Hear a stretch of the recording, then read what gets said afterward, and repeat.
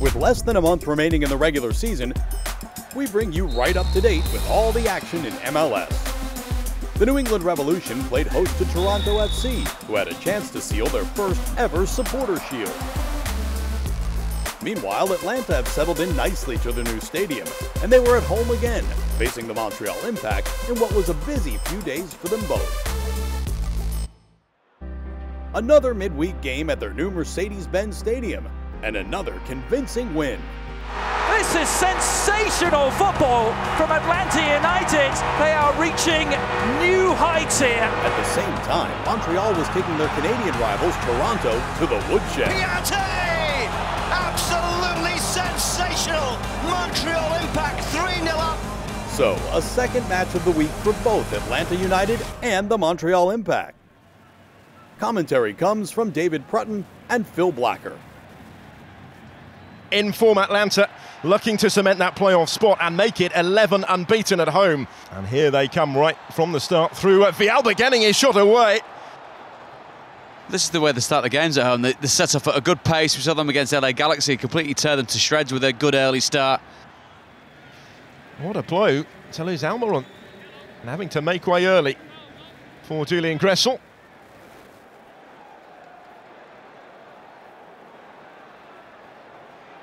Might trick away through here. Brilliant effort! Oh, stunning goal! Villalba really caught hold of that one into the top corner to give Evan Bush no chance.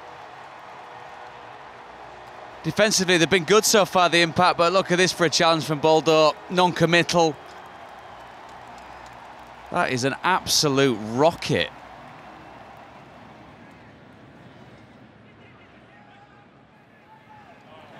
That's given away by Simon to Villalba, which usually spells all sorts of trouble. Here's Martinez, and still Martinez, and now Villalba. Brilliant save from Evan Bush. Just waits far too low, Martinez. He can even play Villalba in a couple of times. Must say, Evan Bush, it's a wonderful save to get back on his line and keep the ball out. It's really powered towards goal. Great agility by the goalkeeper. And there's Piatti. He does have plenty of options. He's picked out Salazar, the substitute in all sorts of space. And Brad Guzan makes the big save when called upon. Should really go back across goal. Just go straight out, Brad Guzan. Gressel takes the corner and takes it all the way back to Carlos Carmona. Julian Gressel has it again, swings it in, much better ball, and a second goal. Laurentowicz on the end of it, might just make sure for Atlanta. It's a wonderful assist, isn't it? Laurentowicz is there, Martinez is there. I think Boldo's even there as well, with a combination of the three getting the ball past Evan Bush, and you can see his frustration.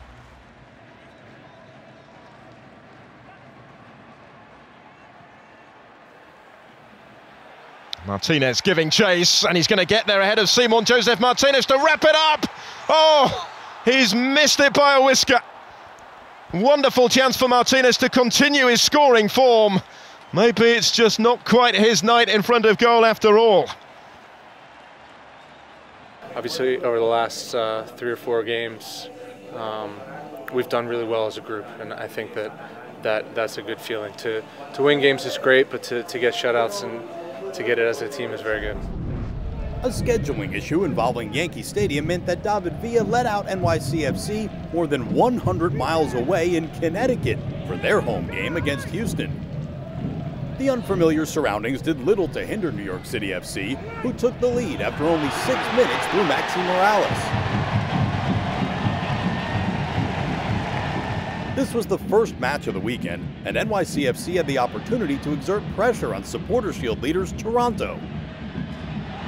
Jack Harrison almost doubled their lead. If Houston had been caught cold by their host's early goal, the Dynamo caught NYCFC napping 10 minutes later. A quickly taken free kick following Alexander Ring's foul ended with Mauro Minota scoring the equalizer. It was the quick thinking of Vicente Sanchez that gave Manotas the opportunity to score his 9th goal of the season. Later in the first half, MLS Golden Boot leader Villa came close to adding to his 19 regular season goals. Houston almost left with all 3 points. Albert Elise thwarted by Sean Johnson in second half stoppage time. The first MLS match to be played in Connecticut ended in a stalemate. So after New York City FC failed to win, a victory for Toronto at New England Revolution would lock up the Supporter Shield. The Rebs were adjusting to life after Jay Heaps, with Tom Sohn temporarily in charge. But it was the away team who very nearly grabbed the lead in the first half, to St. Ricketts just offside. New England have been strong at home this season, winning 10 of 14 prior to this game, and they too bared their teeth. Teal Bunbury's effort blocked by Clint Irwin, and the follow-up comfortably dealt with. The game was goalless as we headed for the final 8 minutes, but would have a remarkable conclusion. First, Lee Wynn gave the Rebs the lead via a Drew Moore deflection. And 2 minutes later, the league's leading team responded, Nicholas Hasler guiding in Michael Bradley's accurate pass. But 3 minutes from the end, Kai Kamara leapt and nodded and made sure that Toronto would have to wait before their inevitable coronation. New England's postseason hopes still alive. Columbus Crew SC and the New York Red Bulls recently passed each other while traveling in opposite directions in the Eastern Conference standings. Crew SC have been steadily moving up the table and took less than 6 minutes to make their mark. Federico Higuain's well-flighted free kick was an invitation for Jonathan Mensah to head home his second goal in 3 matches. Columbus only had themselves to blame when squandering that advantage just 8 minutes later. Indecision in their defense led to Bradley Wright Phillips drawing the Red Bulls level, his 16th MLS goal of the season. Justin Meram is having his most productive campaign in front of goal, and 9 minutes into the second half, beautifully dispatched his 12th of the season to restore Crew SC's lead.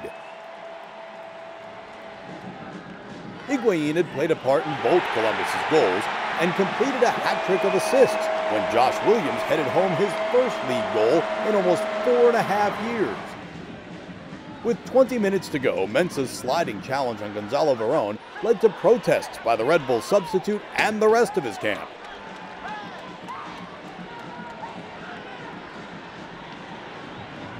A subsequent video review concluded that Verón had been brought down. The Argentine then converted the penalty to reduce the deficit. But the Red Bulls couldn't build on that goal and have now gone 6 league games without a win. The Philadelphia Union would need to win all of their remaining games to give themselves a realistic chance of a postseason berth. And with 4 left after this, they got the job done against the Chicago Fire. Chris Pontius has had a tough season, but in the 10th minute, he finally scored his first goal of the campaign, heading in Keegan Rosenberry's cross. Pontius had scored 12 goals last season for the Union and been named the MLS Comeback Player of the Year, so it was good for them to see him fit and firing, and he followed his first goal with a second, 10 minutes into the second half after Fafa Pico's shot was blocked. In the 64th minute, the Union wrapped up the win when Fabinho's cross picked out CJ Sapong, whose 14th goal of the season tied the Union record held by Sebastian Letou.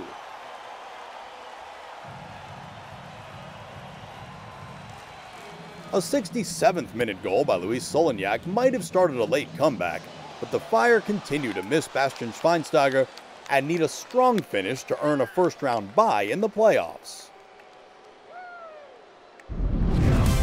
Still to come, we're in Oregon to see if Diego Valeri could continue his incredible scoring run against Orlando City.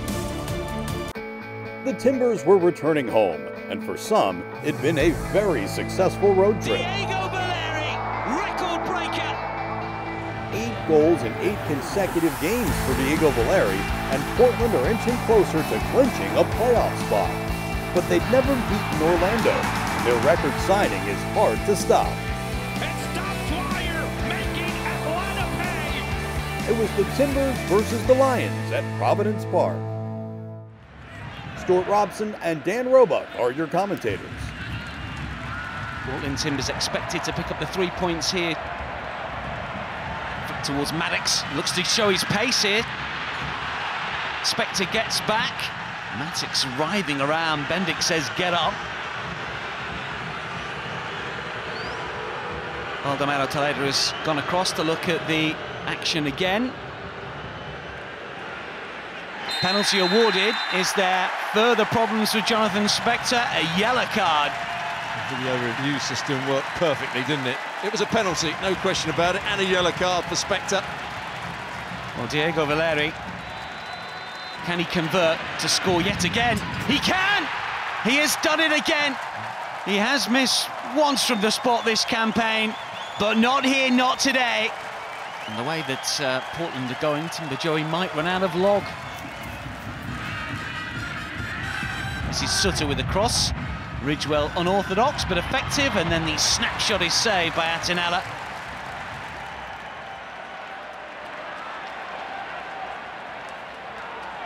Spria down the right-hand side, looking to use his pace. Maddox calling for it! Brilliantly worked! Portland Timbers have a second. You have to give Chara a lot of credit here. He's produced one or two really good passes, but Toya should really see the run much better, but he times it perfectly. The centre-half can't recover. And a very good finish.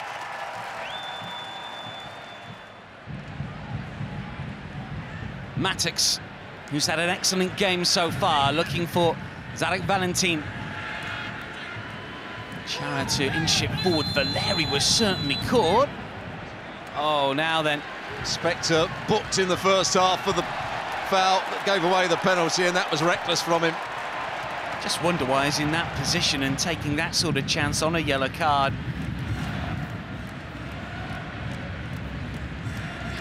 Portland Timbers have certainly taken their foot off the gas, and they just reassert themselves here and really put this game to bed.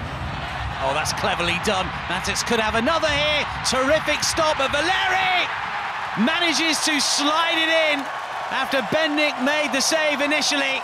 Portland do have a third as they go through the gears. Timbers lead Orlando by 3-0.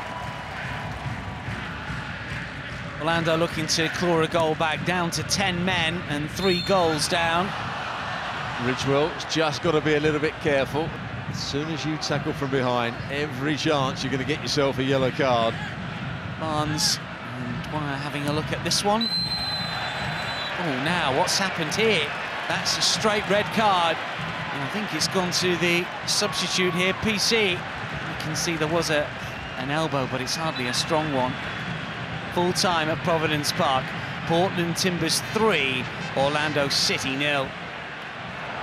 It's a good feeling to have the team and scoring goals. We needed the points today at home in front of our crowd. It's important. We know that they deserve more than this, and we will fight for a trophy. Vancouver played host to Colorado in a meeting of the top and bottom clubs in the Western Conference, and the opening goal was true to form. Vancouver's Freddie Montero with his 13th of the season.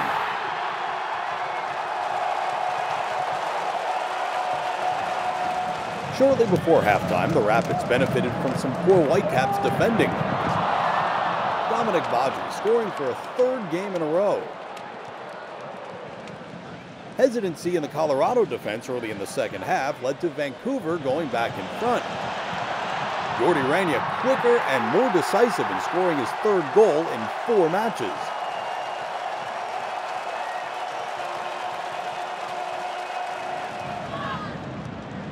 Ugandan midfielder Michael Azira is into his 4th season in Major League Soccer, and midway through the second half, he almost equalized.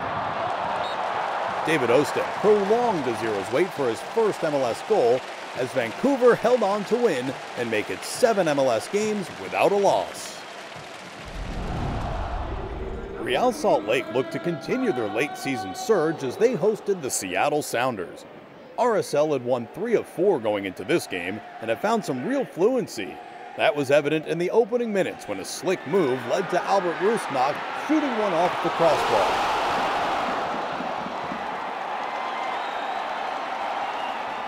7 minutes into the second half, the home team got what they deserved. Jefferson Savarino exchanged passes with Rusnak and fired one past Stefan Fry. 6th of the season for the Venezuelan, who's been a key part of this recent resurgence, which is also rooted in a seriously impressive team spirit.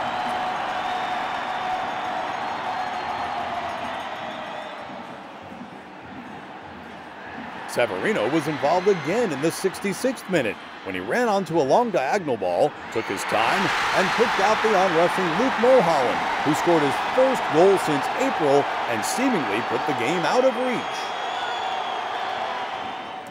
But RSL aren't just about forward flair. They have one of the best goalkeepers in the league, and Nick Raimondo was just outstanding as the Sounders went for broke. First, a save on Clint Dempsey that had head coach Mike Petke shaking his head. And then another, 2 among many, from Gustav Svensson's free kick. Clean sheet number 101 of his RSL career for Raimondo, as their postseason push gathers momentum.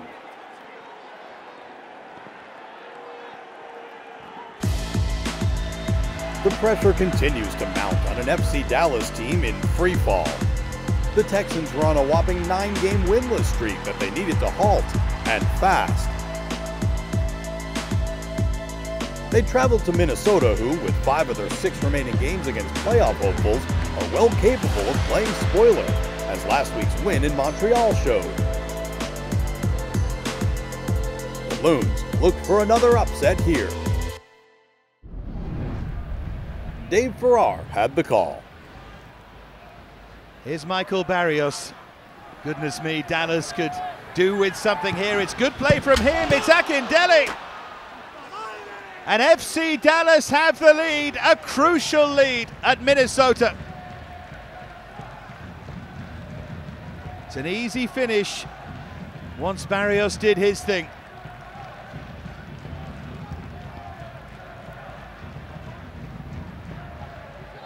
Now Urruti. Urruti's just lost out there to Calvo. Here's Kevin Molino. And now Ramirez for 1-1.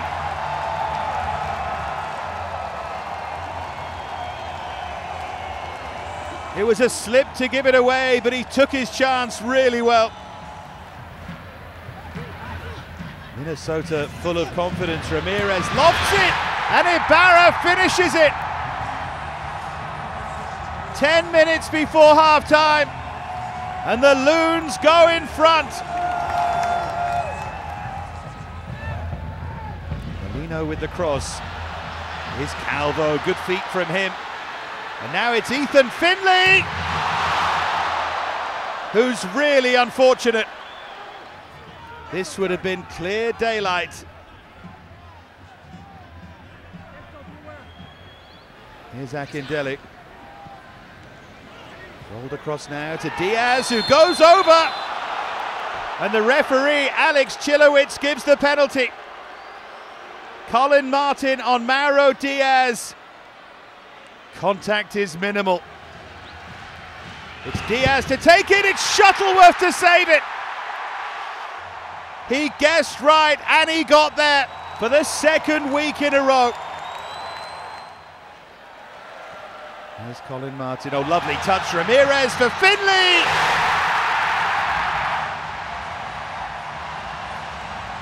To surely wrap it up with 20 minutes to go. Ethan Finlay hit the post earlier on, but now he takes his chance. Dallas just desperate here. Rolled forward towards Akindele, who challenges Shuttleworth. He might have been a bit late there. Oh, it's shown a red card. Akindele can't believe it. Was the ball there to be won? There's Figueroa. Oh, Figueroa's made a real mess of that. And Abu Danladi, goalkeeper tries to stop play, but Danladi keeps going. Almost surreal. Not that Minnesota care. Coolly taken. Big, big win by 4-1.